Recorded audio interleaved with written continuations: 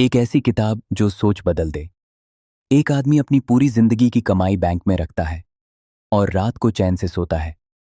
दूसरा आदमी वही पैसा रिस्क में लगा देता है और बड़े सपने देखता है। दोनों एक दूसरे को देखकर सोचते हैं, ये गलत कर रहा है। लेकिन क्या सच में कोई गलत है, या फिर हर इंसान अपनी कहानी के हिसाब से फैसले ले रहा है? आज की ये चैप्टर आपकी सोच बदल देगी। रमेश, एक साधारण आदमी, हर महीने सैलरी आती और वो उसका ज्यादातर हिस्सा बैंक में जमा कर देता। ना इन्वेस्टमेंट, ना रिस्क। उसके दोस्त कहते, यार थोड़ा इन्वेस्ट कर, पैसा बढ़ेगा। लेकिन रमेश सिर्फ मुस्कुरा देता, क्योंकि उसके दिल में एक पुरानी याद अभी भी जिंदा थी। जब वो 13 साल का था, उसके पापा ने एक छोटा सा बिजनेस शुरू किया था। शुरुआत में सब अच्छा था, घर में खुशियां थीं, नए कपड़े, मिठाई, हंसी। लेकिन अचानक बिजनेस डूब गया। कर्ज इतना बढ़ गया कि घर का सामान बिकने लगा। और एक रात रमेश ने अपने पापा को चुपचाप रोते हुए देखा। उस दिन उसने अपने मन में एक फैसला कर लिया, मैं कभी रिस्क नहीं लूंगा, मैं अपने पैसे सुरक्षित रखूंगा।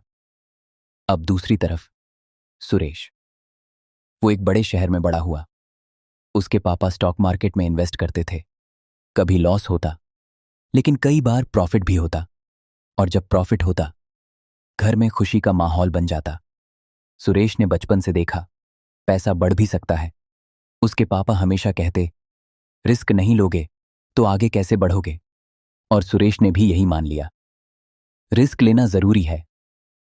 एक दिन रमेश और सुरेश मिले। सुरेश बोला, यार इन्वेस्ट कर, पैसा ग्रो करेगा। रमेश बोला, नहीं, सेफ रहना ही सही है। दोनों एक दूसरे को गलत समझ रहे थे, लेकिन सच क्या था? दोनों अपनी जगह सही थे, क्योंकि दोनों की जिंदगी के अनुभव अलग थे। एक ने लॉस देखा था, इसलिए वो डरता था। दूसरे ने ग्रोथ देखी थी, इसलिए वो रिस्क लेता था। हमें यही सिखाती है, नो वंस क्रेजी। हर इंसान अपने अनुभव के हिसाब से पैसे का फैसला लेता है। इसलिए अगली बार जब कोई आपसे अलग डिसीजन ले, उसे जज मत करना, उसे समझने की कोशिश करना। क्योंकि पैसे सिर्फ नंबर नहीं होते, वो हमारी कहानी होते हैं। और सबसे बड़ा सच इस दुनिया में, नो वंस क्रेजी।